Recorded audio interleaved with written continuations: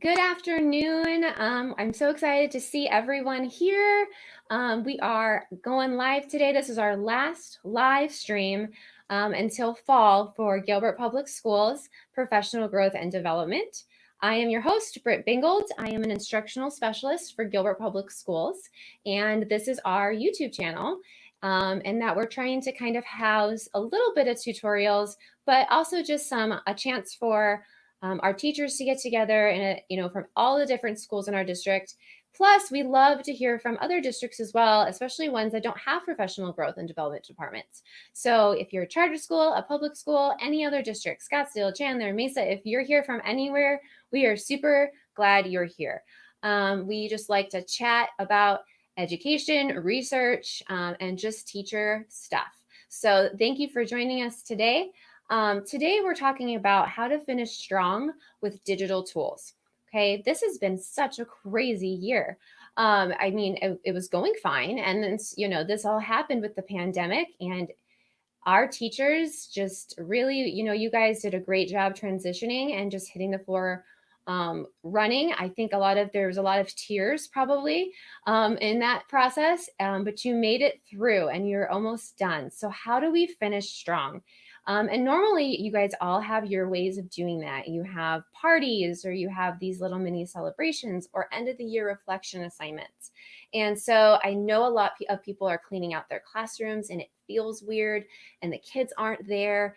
And I know that's really, really hard. So we wanted to give you guys some options that are not only reflective for your kids, and that not only give them some metacognition, but also that give them some ways to have fun and creativity at the end of the year, that you guys could do with your students next week. What I would love to see is that you guys add what you think that you are doing or have already planned to do into the chat. So if you're a teacher here and you're like, I'm here to get more ideas or maybe switch out ideas, but I already have a chat, or I already have a plan for the end of the year that you think is really good, please share it in our chat, because another teacher might see that and think, oh my gosh, that's perfect. That's what I want. And maybe they don't want what we have today, but we have got some ideas for you, but we would love all the ideas to be in the chat. So that way this recording, when we're done, has a bunch of different ideas for how to have teachers and students finish the year strong with different ideas and projects. I just want to say hi to Suzanne and Beth and Teresa, and Leanne is here so far today. So hi guys, feel free to post your name in the comments so we can see that you're here, because we love to see that you guys are all here. I did have a request from a few people to just kind of go over where all of this stuff is, because there's a lot of different outlets, I think, for our teachers in Gilbert to access information and tutorials. So the first area is down below. So this is our link tree. You can see down here, and that is for professional growth and development. So if you type this in to a different tab, or write it down, or take a picture of me, but don't post it, of this, then you will be able to have just a bookmark of all of our stuff. So that's our social media, the employee hub, the actual GPS site that we have. And then actually when I finish up the fall course catalog, that's going to be on that link too, with all of our courses for fall that you guys can start looking at and plan in your PD and what you want to do. So that's that link. And then there's the where is the employee info hub. So if you're not a Gilbert Public Schools teacher, just like enjoy my voice for just a minute, because I'm going to go and share my screen for the Gilbert teachers, because we've had some requests on where things are. So if you look at your rapid identity screen and you're like, where is this mysterious employee hub that everybody talks about? Okay, it's really not that mysterious. It's right here. And if you didn't know this, you can kind of heart your things, and the ones that you heart will be up at the top. So you can, and then they also will be pinned over here for you. So if you go to the employee info hub and you click on that, you'll see here's the hub that you're going to be able to find all your stuff. This is the quick links for webinars and resources for teachers. This is our technology integration specialists. They have been doing a ridiculously good job at giving our teachers a ton of webinars and tutorials and directions during this remote learning time. So if you're like, ooh, I really wanted to know more about Jabber or Jamboard or Google Classroom stuff, or I want to know about Flipgrid, they really have a great catalog of how-tos and tips. Plus they have when all of the webinars and classes will be, okay? And you can see even here, they have our live stream that we're doing right now as part of that, which is awesome. So that is their quick links. And then for our department, you'll see our logo here. This is where the remote learning tips and tricks are that everybody's like, where are they talking about? We've got screen-side chats, okay? We did each week. You can look at just these little quick 5 to 10 minute reflections from Wendy, Julia, Vicky, and I about just different tips if you want something quick. And then we've got just a little catalog of mini PDs for strategies. So that's all digital stuff there. Then our office hours online. This is the last week for our office hours. And then this is our resource bank of stuff for remote learning. Okay. And then this is the link to the YouTube channel. So if you're wondering where things are, I know sometimes that's hard, but really it's just in the Rapid Identity screen. Okay. We would so appreciate if you guys would subscribe to the channel. Okay. And then if you could click the little bell down at the bottom of your screen, that will give you notifications into your email or into your whatever you choose, text message or email. And it will let you guys know when a live stream is coming on. Okay. So I do my best to about an hour before promote it out onto our social media that we're going to go on in an hour. But if you just are like in your own planning world and you're like, oh my gosh, and it'll ding you and tell you, hey, GPS posted something new, or hey, GPS professional growth and development is coming on live in an hour. It will remind you. So that little bell is your reminder. And then the subscribe is also, will give you things in your email when we do post a new tutorial to the channel. So those are two things I just wanted to remind everybody of before we get started. Okay. As we approach the end of the school year, we hope you guys take some time to reflect. And we hope you're looking forward to a restful summer. And I think along the lines of us reflecting as teachers on the year, we wanted to take some time and give you guys some ideas of how to get the students to do that, the students to reflect for the year. So I'm going to go ahead and introduce my guest host today. She is a technology integration specialist. She's an educator. She does a lot of work throughout our district, helping teachers meet their learning outcomes and their learning concepts and skills, and helping them figure out what's the right tool for that in technology. And she can explain a little bit more about what she does as well. But I'm going to go ahead and welcome on Stacy Pasquale. Okay, hi Stacy. Can you hear? Hey, how's it going? Okay, she's silent. Oh no. So tell us a little bit more about what you do for the district and kind of where you're at and some of the projects you've been working on. Yeah, and I'm going to apologize in advance. I think I'm having just a few little techie glitches. Hopefully they'll get by really quick. So just in case I pop in and out, that's my little disclaimer. But yeah, my name is fine. So you're doing good. Okay. Perfect. Thank you. My name is Stacy Pasquale. I'm a technology integration educator. It's actually been my first year here in Gilbert, but I've worked in instructional technology for the past 10 years. I started out as a high school English teacher, so Britt and I have that in common. But our team of instructional technology coaches has been actually thriving in terms of being excited about supporting teachers over the past few months. Our goal is to support teachers in designing and delivering effective instructional strategies and leveraging technology in order to really boost those high yield instructional strategies. So, obviously there's been a lot of transition going on lately. Teachers have been amazing, and our team just has nothing but awe and respect for all of the amazing teachers in Gilbert, across the nation, who have, in a heartbeat, just really changed up what they're doing and done it in such a way that still honors students, right? And being compassionate for the social and emotional well-being of students, but also really providing awesome enrichment activities and keeping that rigor and relevance bar held high. So I think it's just been a really exciting time to work with teachers and using instructional technology tools to support student learning. So we're really excited to talk about using some of those tools for the end of the year celebrations and activities. And I'm excited to be here with you, Britt. Thanks. I'm super excited. It's kind of crazy how we went in just like, what was it, 48 hours? We had this quick turnaround of, okay, now you're teaching from home. And it's been really fun, I think, for our department and to work with you guys as a department and kind of join forces to really help teachers. Hey, here's these tools. This is what you can use, but also here's these instructional strategies that go with those tools.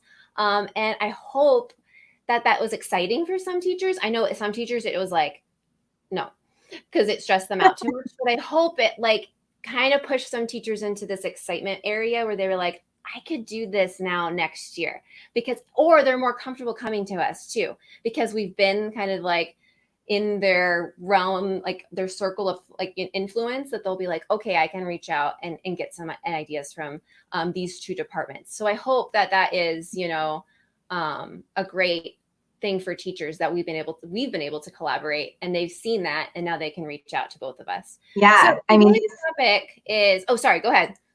Oh, no, I was just going to say that our current circumstances have really just forced us to kind of get out of our comfort zones, right? Yeah. And it's been a scary thing, but it's been a really inspiring thing. And I think everyone is just that much stronger for it, Yeah, teachers and I think some students too are realizing like, okay, we can do this, right?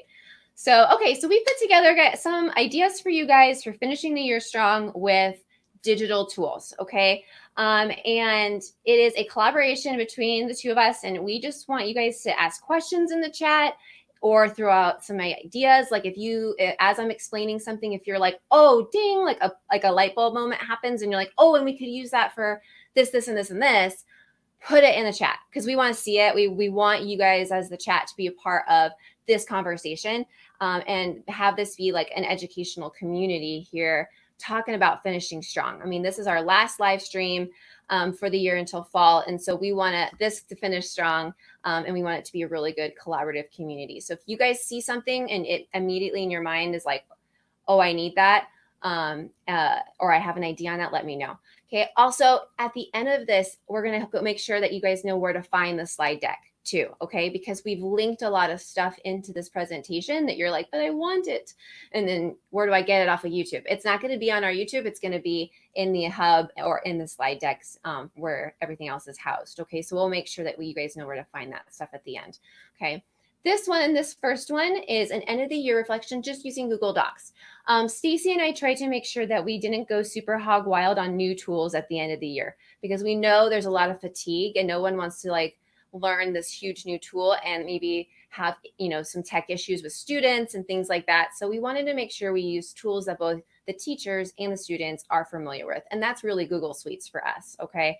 If you're a teacher from a different district that doesn't use a lot of Google, you could still use Google Docs. It's free. You can make an account. Your students can make an account and they could use it and share things with you that way via email. So this is something that I came up with in the shower, as all good ideas do. But it reminded me of something I used to do with my high school English students. I would always I'm a very visual kinesthetic learner. I need to like get it out in a visual way. I'm not really like an outline person. And so for some of my students, this was a great way for them to review. So at the end of a quarter, I would have them do, for example, right before winter break or winter finals, I would have them do like big ugly sweaters out of like the holiday ugly sweater, but out of butcher paper. And so they would make a sweater shape and then I would have them design it based on a piece we read that a semester. So it could have been Of Mice and Men, it could have been To Kill a Mockingbird, it could have been whatever. So a topic of the unit. And so they would get these really elaborate designs. But then woven within the fabric of the sweater, I would tell them, would have to be their learning. Okay. And so they would have to really pull from their brains, what did we learn during the semester? And it was really interesting to see and walk around as a teacher. oh, you remember learning argument, but you forgot that we also learned these, devices and this figurative language or whatever it was. Okay. And so I would have them do that and kind of check for understanding. Well, in a digital world, that's really hard to do. You can't kind of necessarily always monitor what they're doing. So it might be nice, especially for younger students, to have a word bank with this of all the kind of units that you guys have done over the year, the whole year, and maybe just the half of the semester. But what have you learned, and can they kind of graffiti it? So in my mind, anything you see that's in the white area, okay, and where I put the arrows in the white area, would be their learning experiences. Okay, what have you learned that you can apply in the future? What concepts and skills do you think you have learned, for this year? What are your favorite experiences? And so the white, in my mind, would be filled with just kind of like a lot of different colors and markers and fonts. They could print it out and do it, or they could just do it in Google Docs, because this is made from Google Docs, and they could just fill that out all the way around. And so they can kind of pull from their memories some of their favorite moments or learning experiences from your class. Okay. And you might not even need to give them a bank. They may be able to fill this up all on their own, but some of the littler ones might be like, what did we do in August? So you might need to help them out a little bit with that. Okay. And then what I did is in the body, okay, is kind of like them being able to get something off of their chest. So that's kind of why I put it on the chest area. How do you feel right now during this crisis? Okay. So I've learned all this stuff. The year was going well, but then this happened. So how do you feel during this crisis? And then in the mask part, what have you learned during the COVID-19 quarantine portion? Okay. So and I kind of want them to see this visually, as this is such a small part of your entire year with your teacher. I know it stinks that we have to end like this, but it is a small part of everything you've learned. And then in their head, in their mind, because we know this is on everyone's mind, it's on my mind too. Stacy and I were actually just talking about our plans for summer before we started the live chat. We were like, oh, what are you doing? Are you going to cancel this plan, or where are you going? Everyone's looking forward to summer. So maybe they can write in a little bit about what they're looking forward to during summer. If you know anything about the department, we want all of this stuff to be tied to John Hattie's research and making sure that we're using those high yield strategies. And so this is using visual imagery for the students, which is an effect size of 0.51. And then metacognition, self-judgment, and reflection are both also really high, 0.58 and 0.75. Okay, so this is a really great way. And then they could share this in a WebEx meeting with you and with their peers, or they could post it to a Flipgrid and narrate it a little bit for you. And it's something very visual and tactile for them that they could, do to kind of end the year. And it's just simple. It's just something simple to do with Google Docs. Okay, so that's kind of the first one we came up with. That would be something a little bit more visual. Okay, go ahead, Stacy. Yeah, so just to piggyback off of what you were saying, Britt, it's really important that students practice metacognition throughout the year, but especially now at the end of the year. It just seems very timely and relevant. And we know that when students practice metacognition, right, when they're thinking about their thinking, when they're thinking about their behaviors and, just reflecting on everything that they've learned, it'll give them kind of a greater sense of the experience that they had, and it can actually help them achieve at higher levels. So we have a couple of links here to some end of year slideshows. Like Britt was saying too, some of the tools that we wanted to talk about are just those simple Google apps. And so using Google Slides, you can do a couple of different things. And yeah, go ahead and open that up. This is just a template too. This is the one that doesn't like me. No, this isn't the one that doesn't. I think this one's okay. Like yeah. And I couldn't edit it. And Stacy and I had to move on to a different slideshow. Okay, go ahead and explain. I think that was the awards. That's right. I'll click on that one and it will be like, meh. Okay, go ahead. Okay. And please just keep in mind that this is a template. It's really meant just to provide you with a little bit of inspiration. You are more than welcome to take it, to tweak it, to make any changes that you need to for your grade level, for the content that you teach. But we just wanted to provide a little start of something so that maybe you had, something to go off of. This end of year slideshow is something that students can make a copy of. And the first few slides all go through students reflecting on kind of their favorite memory of the year or their favorite subject. Maybe it was their favorite project or lesson that they did. Maybe it was a favorite book that they read. We included a couple of prompts, just kind of thinking prompts, writing prompts, just to guide students in, reflecting on what it is that they learned, why they enjoyed it, maybe what challenged them, how did they overcome those challenges. Again, it's just getting them to practice metacognition. They also have the opportunity to add in pictures, right? So they can bring in their own images. They can take their own pictures if they have pictures from the year. So maybe it was their favorite memory and they want to put in a picture of them working with their friends in a group that they worked in. Maybe they want to grab an image of the book that was their favorite that they read throughout the year. So they can grab that from Google or wherever. And then the second half of these slides focus on having students actually link artifacts of their learning. So maybe they were using Google Apps to complete some different projects throughout the year. Maybe they wrote an essay, or maybe they had a slideshow, whatever the case may be. Even if they have the paper version of those artifacts of learning, like maybe it was an art project that they did. I'm looking over here to my left because my daughter has been working on a bunch of art projects. She has this really amazing art portfolio that she's kept throughout the year. And so it would be so cool, like if she wanted to grab maybe her favorite art piece, or maybe it's the piece that she believes shows her growth, the most growth, because maybe at the beginning of the year, she struggled with, I don't know, drawing, still life drawing, something like that. And then maybe by the end of the year, she had done enough projects where she refined those skills and she wants to show off how she's grown in, related to that particular skill or competency. So students could even just take pictures of the work that they have in their backpack or laying around their room, and they could upload pictures of those artifacts right here in the slides.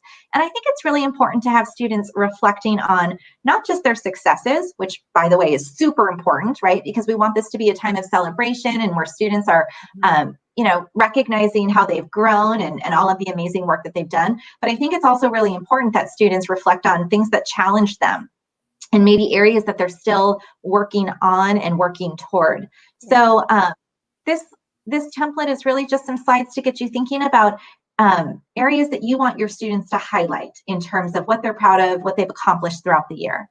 And then the other slide. I like the breakthrough slide. I think it's my favorite because it's like, this is the one that I was like, it's not happening. Like, I'm not, as a student, I'm like, I can't, this is something I can't do.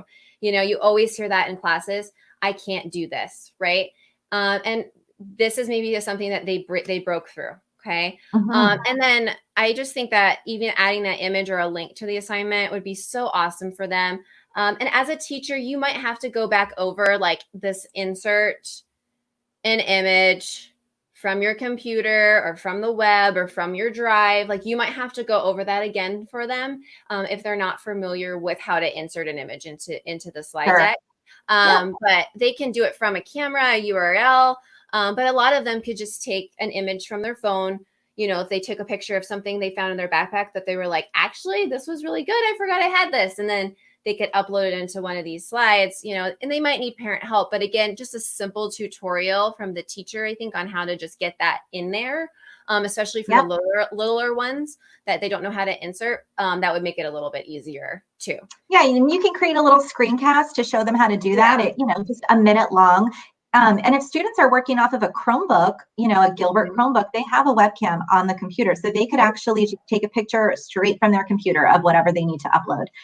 So that would all work. And then the other slideshow template that we have is called #represent. And this is just kind of, again, it's just an idea of how students could, at the end of the year, reflect on different, that's okay.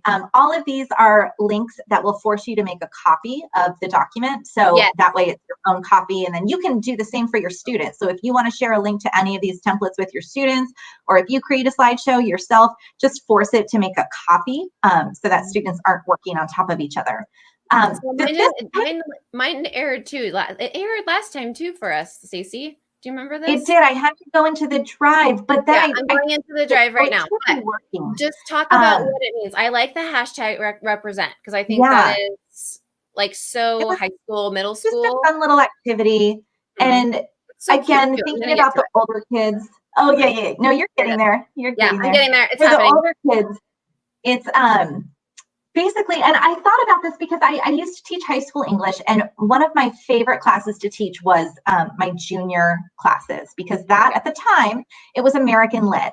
And we just kind of worked our way chronologically through all of this amazing American literature throughout the year. And we started, I think we opened up the year with like The Crucible, focusing on the Puritan age. And then we got all the way through, transcendentalism and the 20, just all of that good stuff. And we ended up kind of in present time. And actually, at the time, and this was back in like 2002, 2003, the very last unit that I had my students do was I had them in groups come up with what they believed would be the next big unit in American literature. So they kind of had to take all of the units of study that we had done and make a prediction about what the next big unit might be. And so thinking about that, I thought, well, if students now with social media and all of that, students could actually reflect on all of the different units of study that you've done throughout the year, or maybe they just focus on one lesson per quarter, something like that. Again, make it your own depending on the grade level that you teach and the content that you teach. But students could come up with a hashtag to kind of represent or symbolize that particular lesson or that particular unit of study. And then they could also bring in an image to symbolize, and they could draw their own. So they could be super creative, or if they're not super creative, they could just find an image online. So in the example that I provided, I was kind of, again, thinking about my junior American Lit class. And I thought, well, maybe to represent the unit that we did on the 1920s, where we read The Great Gatsby, maybe the hashtag was, and I think it was, what did I do? Judgment, because we read The Great Gatsby and my image was the bespectacled eyes. And then maybe for the unit that we did on the 1930s, where we read Of Mice and Men, that might be hashtag false hope. So I was just coming up with just hashtags, a 1-word or a 2-word hashtag to kind of encompass or represent the theme of that particular unit. And I think that you could take this idea and really carry it across a lot of different content areas, a lot of different grade levels. And I think students would have fun with it too, because it's, just kind of fun, a little bit of Twitter, a little bit of social media stuff. So again, these were just a few ideas to get your students practicing metacognition. Well, yeah, and it forces them to have to summarize. So, and that's so hard, and summarization's super high on Hattie.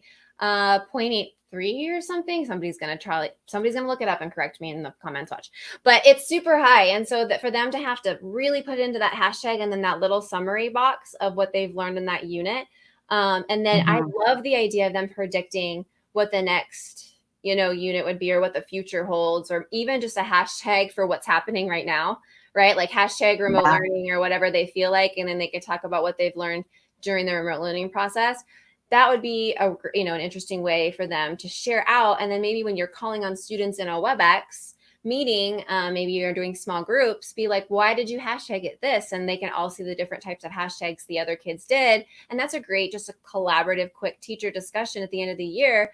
And then maybe they could end with a fun one, like hashtag, what are you going to do for the summer? Hashtag, what are you looking forward to in fall, next year? Because some students, I mean, my daughter's like, can we skip summer? Because I've been with you for a while and I would like to go back to school. So I think like a lot of kids are looking forward to going back, eventually. Oh, yeah. And seeing their friends and that kind of thing. So even having them hashtag something like that, like what are they looking forward to in the fall would be really cute too. But yes, awesome. And then metacognition strategies as well is 0.60, but that hashtag represent is definitely summarization too. So that's awesome. Okay. And then we kind of came up with a student-led mini review. So it's like a mini teach. So like this would definitely be interesting for the older kids. Have them go to WebEx or use Flipgrid and do a 3 to 5 minute review of a favorite lesson they recall, a concept they were super passionate about. Maybe they're going to review, maybe they'll make up a review game or a song or an activity to do with the other kids. Like maybe they'll make up a headbands game, and they turn their camera off, right, when you have it up on your screen. They could just do something like that. There's so many different options. Give the kids some creativity options. Let them have some autonomy in it. I think they would like to do it. And this is for those kids that would, and I think Flipgrid would be great because it's not live, maybe necessarily. Like they could film it, and that way it's not so scary. They could like do it a bunch of different times and get it kind of where they like it. But there are backpacks that have not been opened since before spring break. We all know this, right? Okay, because, and I am going to confess, 0.79 summarization. See, I knew Vicki would look it up. Thank you. It's a big one. Yeah. It's huge. Summarization is huge. So like, I was like, #represent. We got to do that. That activity would be huge for kids in high yield strategy land. But this one, I was like thinking to myself when I went into my student's backpack to get her library books that I had to drop back off at the school that she had checked out over spring break. I'm like, yeah, I would never have opened that. And I remember as a student in August being like, oh, here's all my stuff from May. Like I would just, that last day of school, you throw your backpack down and you don't touch it. So have them go through and dig and find an old assignment, hold it up and talk about it. Talk about what they learned, what the assignment was about, what they remember you teaching them to get to that assignment. That's so great for them to be able to review it. Maybe they're proud of it and maybe they're not. But either way, they can go and look at it, or have them dig in their Google Drive, find an essay, find a presentation, find a drawing, find something that they did in Google Drive and make them evaluate it, right? So make them have to say like, oh, this part was good, or they have to actually look at your comments that you put on it, because a lot of kids just like look at the grade and then they check out. Maybe they go back and they look at all the comments and they comment back to you and then they fix stuff and then they present it on Flipgrid for you. Okay. Maybe they make up a game or a song about something they were passionate about. I've got lots of songs now on analog and digital clocks because I've been teaching. That's what I've been teaching my daughter. So I'm one of those that I need to have music or mnemonics to memorize something. And maybe there are students out there that are really good at making those up that they could help, they could just share that with the class, and who knows, that might stick in their head going into next year. Or simply just let them talk about a favorite lesson and explain why that lesson stuck with them. Okay. In like a 3 to 5 minute chat. And that way you've got reciprocal teaching happening, which is huge. It's 0.74 for Hattie. And it's just students teaching each other about different concepts. Okay. That they learned over the course of the year from you. Okay. And they miss you. And I think it's going to be so great for them to be able to show you what they know, but it's good for them as a self-concept, as a learner, to be like, I learned this. Like maybe they go into their Google Drive or they go in their backpack and they pick out a math assignment that was really hard for them. And they all of a sudden decided, oh my gosh, I know this. I learned this. This was really hard. And they talk about it and they talk about what they learned. They're in them talking about it. They're basically reteaching it over again to the class. And that's what you want at the end of the year, of that reflection piece. Okay. Now Flipgrid's fun for that because they can put the filters on, right? They can do like all the fun stuff that comes with social media while they're doing that reflection. Okay. And Suzanne says in kinder, they're going to summarize on our WebEx tomorrow by making a tree map. So kindergarten, what we learned, what was fun, and who we met. Okay. And then they can share. So they're all going to make tree maps, Suzanne, if I'm right. And then they're going to share their tree maps about those things. Okay. That's perfect. You want them to have that end of the year feeling like they can close it. Okay. With something fun. Definitely, for sure. Thanks for that comment.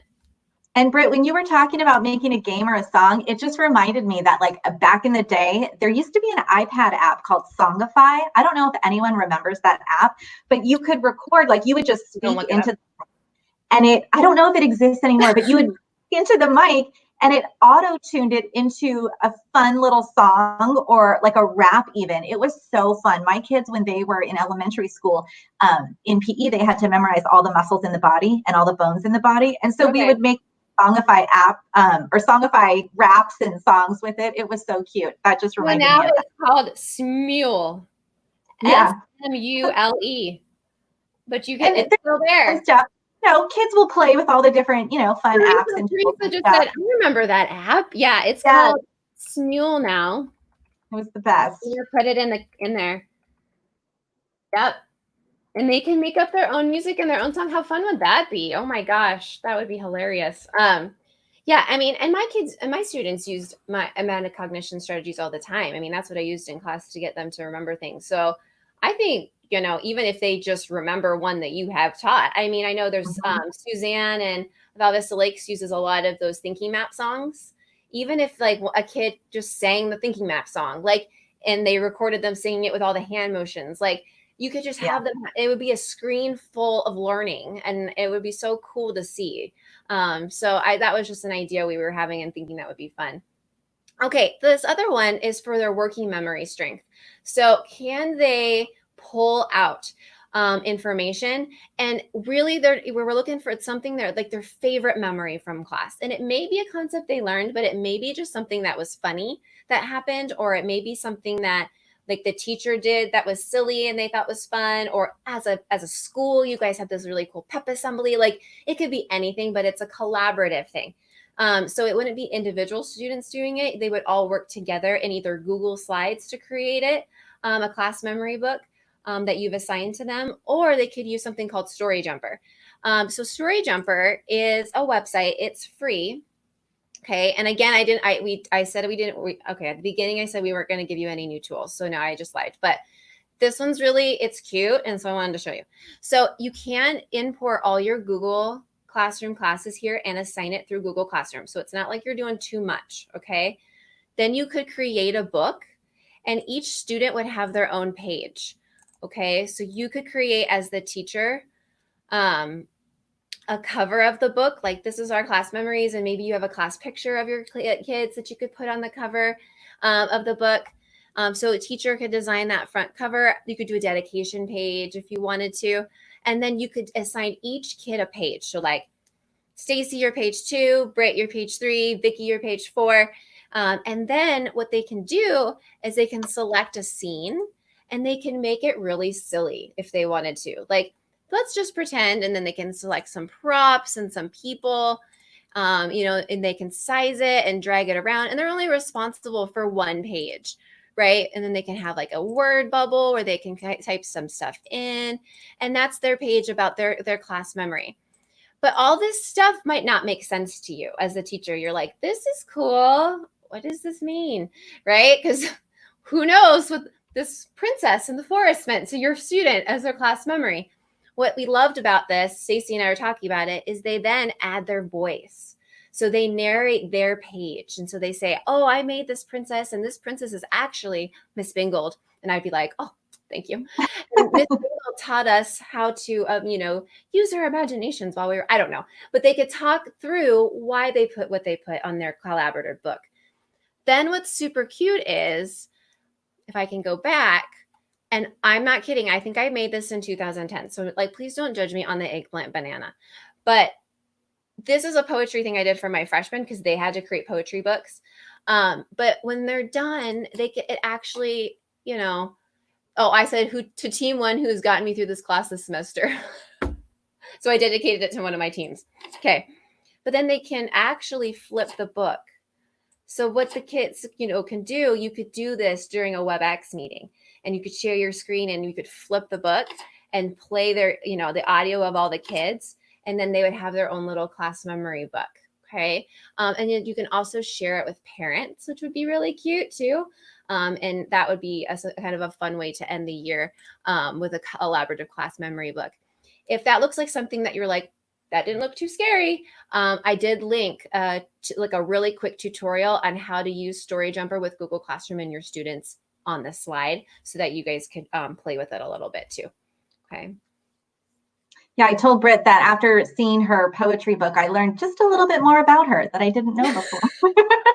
Okay, the eggplant and the banana were before emojis existed and meant different things. Okay? I know you on a whole new level. So another fun idea that we had is end of year awards. I'm sure that so many of us typically do something like this anyway, just whether it's fun and silly or, tied to academic growth and all of that, we thought that you could use WebEx and Google Slides to do some virtual awards or virtual kind of matriculation type of ceremonies. We do have a link to a virtual graduation and awards template.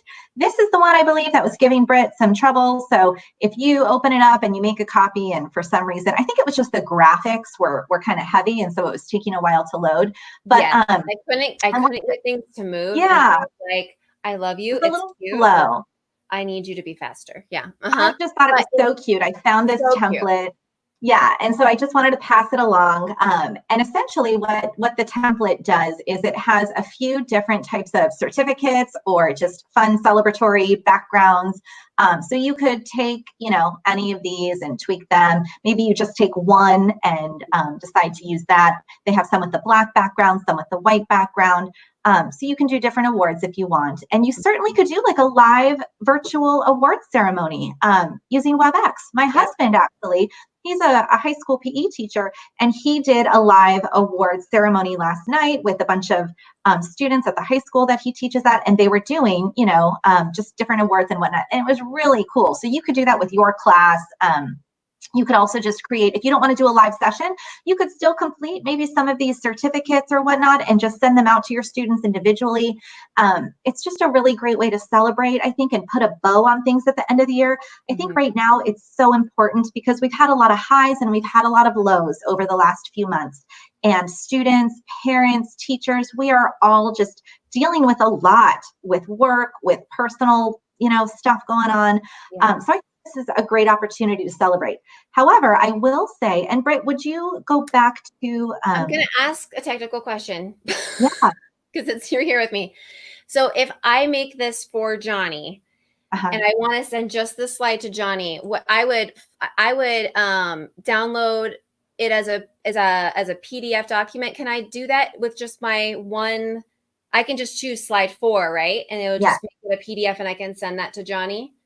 Yeah, you can do it a few different ways. So you can download it, like you said, as a PDF once you've filled it out and whatnot. You could also just make a copy of that one slide and then just, kind of rework it and send it out individually to different students. There's a few ways to do that. But yeah. Okay, I just wanted to make sure that we kind of covered that, so teachers for sure. I don't know how to get these all individually to kids, but absolutely. Yeah. And if questions come up, like if you do want to take any of these slides and you're having some trouble, you can always reach out to your Ty or to me or to Britt, and we'll help walk you through that over the next week or so.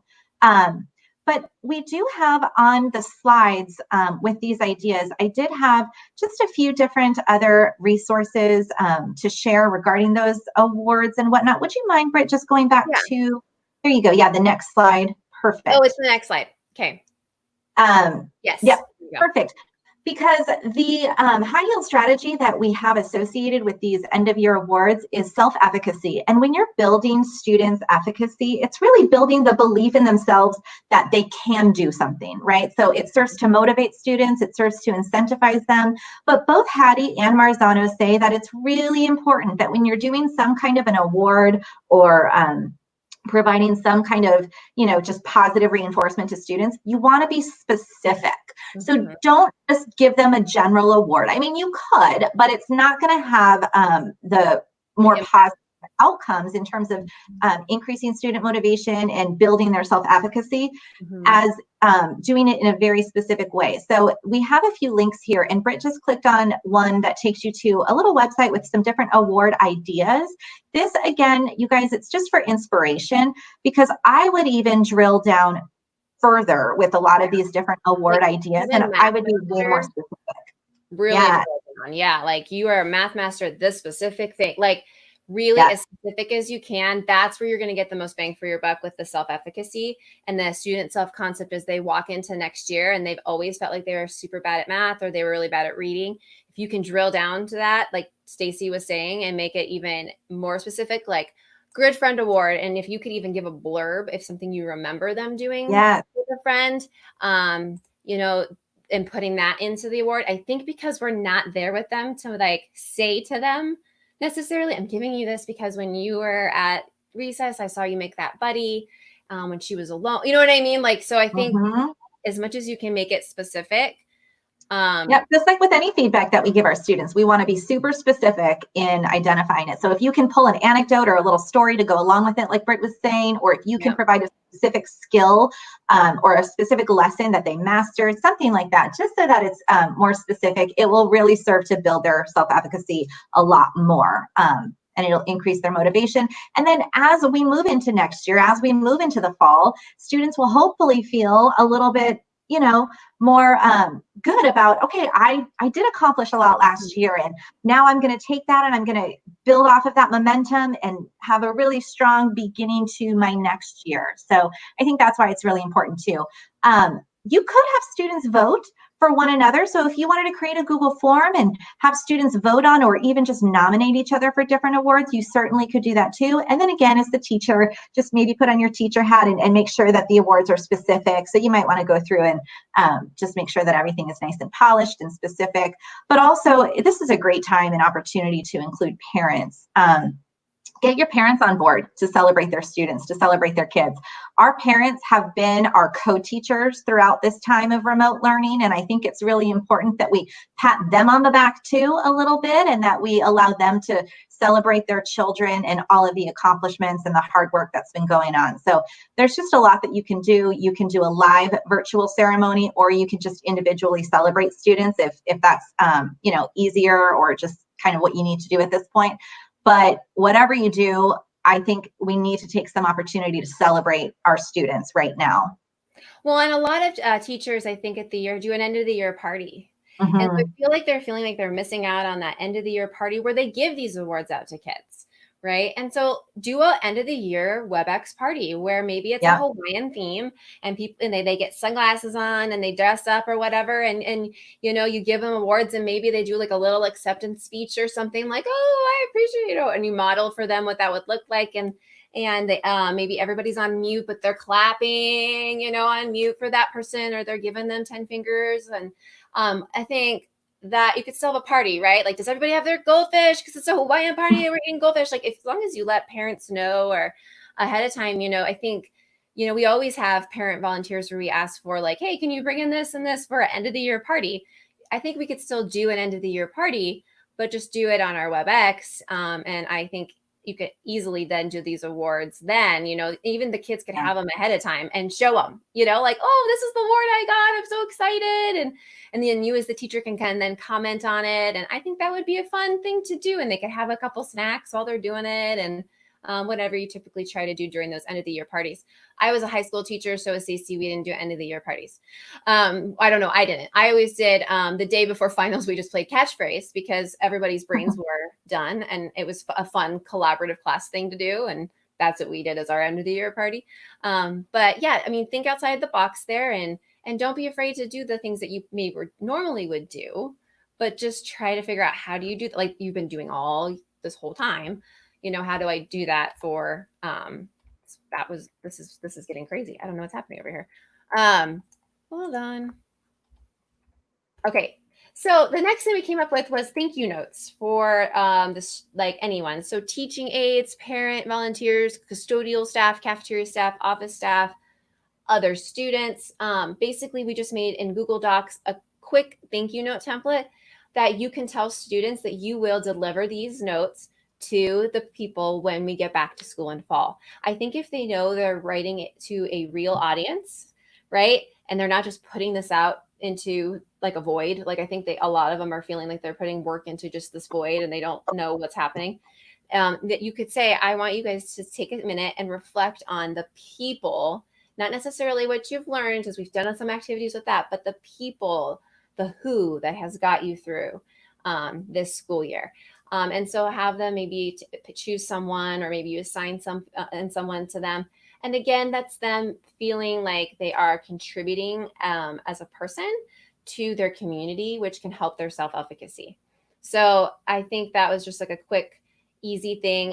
When you open this template, I don't want you to be like, Britt, what did you do? Because they're all upside down, but it's because that way you can just fold them over. So the kids can just write in them and then you fold them over and then it'll be right side up. But there's like a bunch of just cute little thank you templates in there. And then the kids can just write them and then they can be delivered, especially because they're not going to say goodbye to some of their friends in person. they might be able to write a thank you note to a parent volunteer, and then maybe they write one to one of their friends. And then that can get delivered maybe somehow next year to their friend if they're not in the same class for some reason. So we were thinking about that. Okay, the last one is to create a pandemic time capsule using Google Docs. And this hits kind of a lot of Hattie's high yield strategies. Like we've got immediacy because it's really current. I mean, it is now, it's what's happening in their lives. They are living through a historical moment in time. And they could fill this out as a family, or they could just do it themselves as a time capsule of COVID-19. There's a lot of concept maps in there, which I think is great. They have to plan and they have to predict what will happen in the future.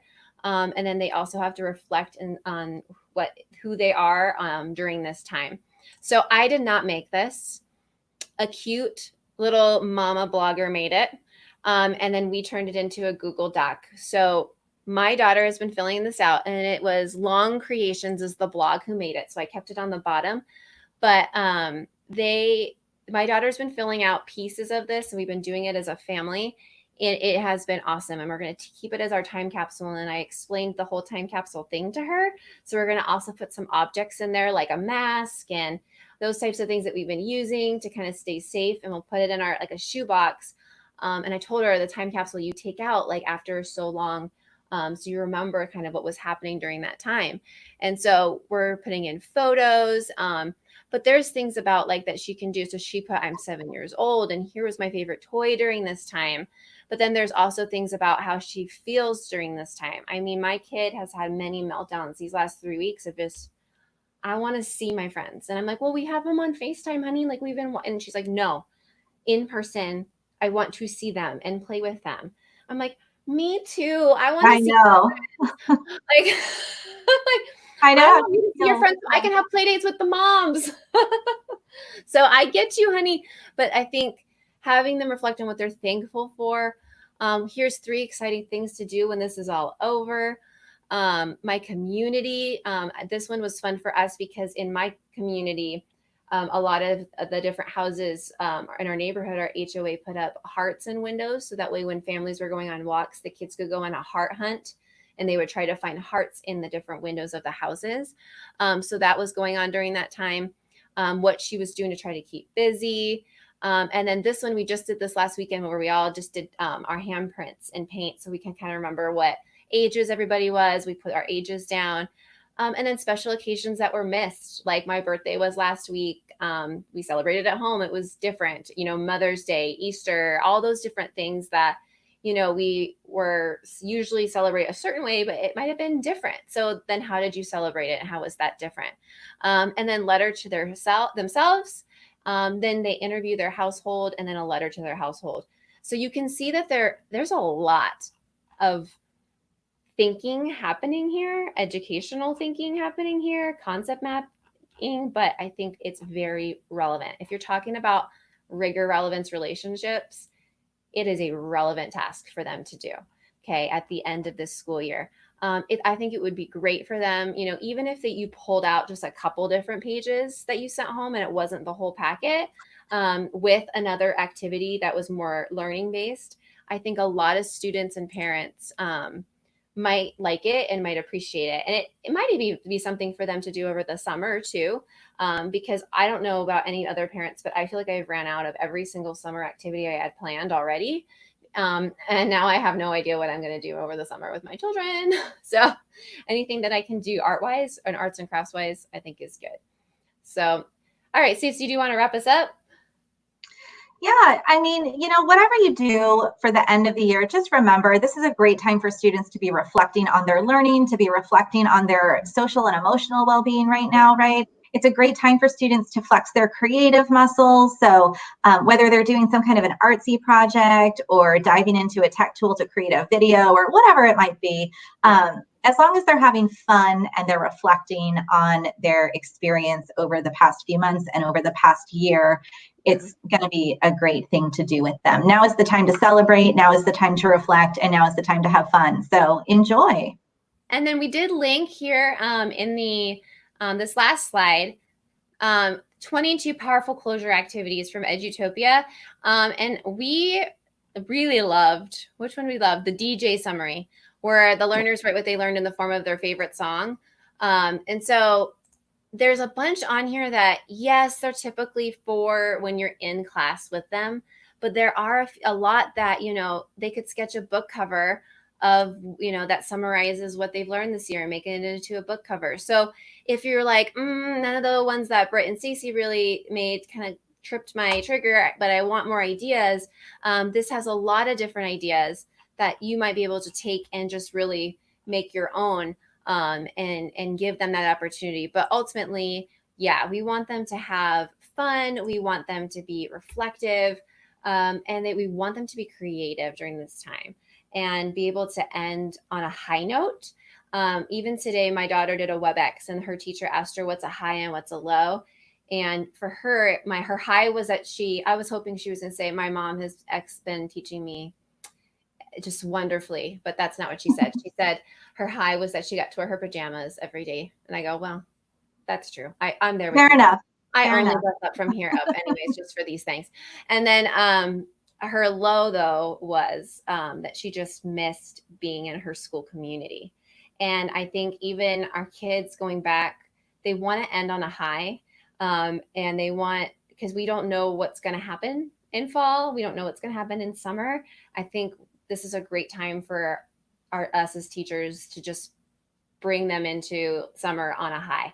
My daughter has, and I will take pictures of it and I'll put it on my social media, but my hallway to my kids' rooms has become like the learning hallway. Like I've got so I use back of Christmas paper, right? Because it's got like grids and it's white and I didn't have butcher paper, but I've got all of her learning stuff that we've been doing and it's all taped in the hallway, and I decided to leave it up. So since the very beginning of this whole remote learning process, I put all of her work up on this hallway. So when she goes to bed at night, she's like, it's there. Okay.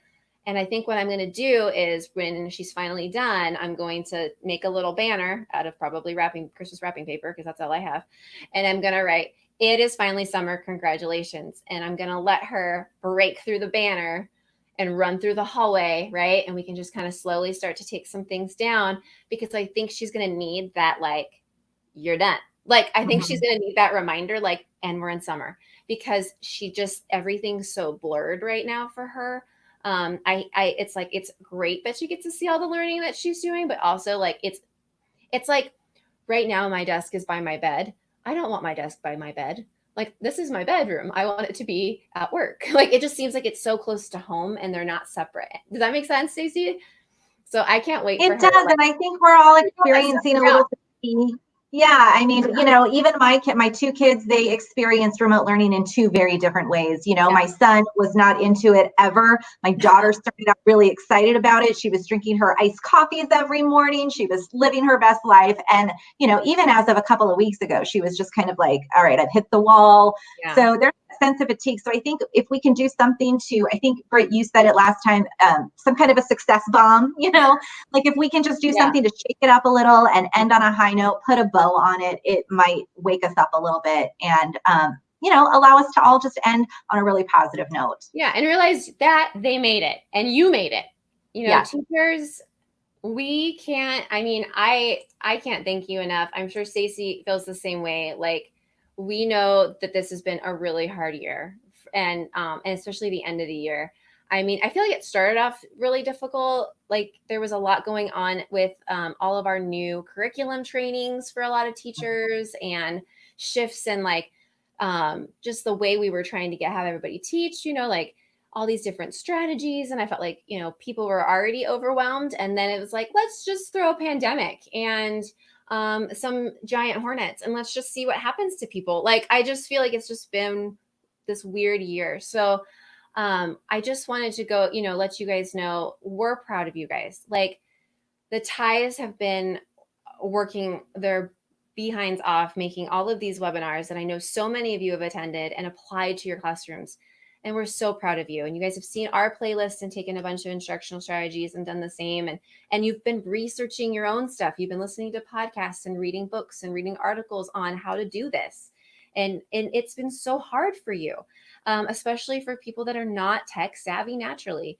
And we just want to thank you for all your hard work this year. And we just also want to thank you guys for like just our whole district. I don't know about you, Stacy, but I just am so proud of our district because I feel like we rocked it. Like we did. Like even though we stumbled and it was hard and it still might be hard for a lot of us, it's almost over and you did a great job. Like you really, really did. And I'm so proud of everybody from superintendent, cabinet, admin, all everywhere, everybody, like custodial staff, and thank you to our cafeteria staff and all those hard workers for handing out food to the kids, and teacher aides that are helping wrap up kids' stuff for the teacher and get their classrooms closed down and get stuff back out to the kids for the summer. Like I don't even know all the things, but every job that everybody has been doing has been fantastic, and I'm so proud of our district, and I'm so proud of all of our teachers. Is there anything else you want to add to that, Stacy? No, just ditto. I'm so proud to be a part of this district. I'm in awe, from just all of the amazing contributions from everyone and that can do, will do attitude. So yeah, I'm just inspired. Yeah, and I'm inspired to see what fall will look like. And I hope that teachers reach out to us and know that we're here as resources, not just during remote learning time, but throughout the whole year, that we're here for them, and that we want to help in any way we can. I don't know about, I'm a total dork and I will come out and help you, and you can email me anytime, and I am silly and I don't take, anything super seriously. And Stacy doesn't either, really. We're just here to help, right? We don't want you guys to ever feel like you can't come to us with any of your questions. So thank you so much, Stacy, for coming on and going through the digital tools with us today. That was awesome. So thank you so much. Thanks for having me. Yep. See ya. So that's going to wrap up our last, I can't believe it, live stream that I just randomly decided to start.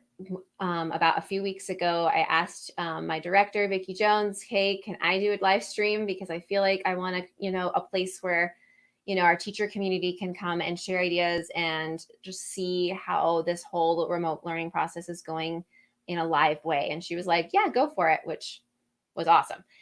So I appreciate you guys coming to the live streams, watching them after they're recorded, and just being my hype people. Like I feel like I've gotten so many positive things from you guys. I appreciate you guys hyping me up on this random new journey I've gone on to just get into the YouTube world. It was new for me. It was something I was interested in, and a different outlet for our department to share out to you guys. And I just wanted to thank you for just hyping me up and being with me, and all the guests that came on the last 6 weeks with me doing this. I can't believe this is the 6th one, but I just appreciate you guys so much. We're ending. It's almost over. You guys have almost made it. If you are feeling alone or isolated, or you are just frustrated, or you need some help, reach out to us. Okay. Reach out to the ties, reach out to our social media platforms. We are on Instagram, Twitter, and Facebook. Our Facebook group is huge. It's almost up to 700 members now from the Gilbert community of teachers that are there, and they are sharing out resources, and we do funny jokes, and we just have a great time in that Facebook community. So if you're feeling like you need a teacher community, join our Facebook group. We would love to have you because it's actually a really great place to be as a teacher. It is a positive, fun place.